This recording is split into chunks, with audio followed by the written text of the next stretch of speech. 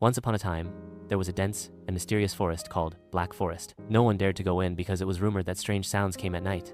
The trees moved by themselves, and when you enter, you don't come back. But one day, a fearless boy, Sharon, and his loyal friend, Chenbo, a playful monkey, decided that they would find out the secret of this forest. Both were adventurous since childhood, and they swore to find the world's biggest secrets. Chenbo said jokingly, "Sharon, if we find a ghost, I'll give it a banana. Maybe it will be happy." Sharon laughed, but in their eyes, there was a gleam of curiosity. The next morning, the two completed their preparations, taking a map, a torch, water, and a little food, and they set off towards the forest. As soon as they entered the forest, the atmosphere changed. The birds fell silent. The branches of the trees began to move without wind, and a strange buzzing sound could be heard from the ground.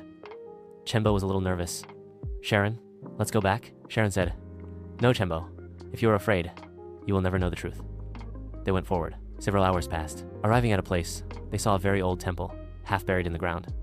On it were golden snake shapes, and in the middle, a strange mark. Shiro. He noticed the same mark was on his arm from birth. Chenbo was surprised.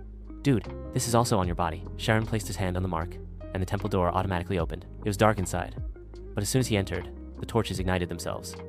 A deep tunnel was going down. Going down, they arrived in a strange room where there was a very large snake statue made of stone. A book was placed in its mouth. Black Bee, their secret. Sharon took out the book, and suddenly the whole earth began to shake. Pictures appeared on the walls of story from thousands of years ago. This forest was originally a kingdom of a king who hid his wealth and cast a spell on it. After that, he turned into a snake, and since then the forest has become mysterious. It was written in the book, whoever knows the truth will free the forest and find the treasure. But if there is greed in the heart, he will be imprisoned forever.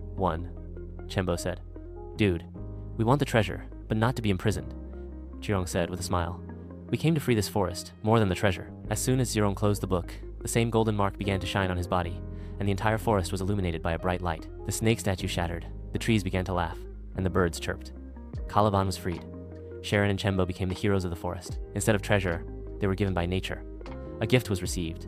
They could understand every language in the world, could talk to animals, and became protectors of nature. End.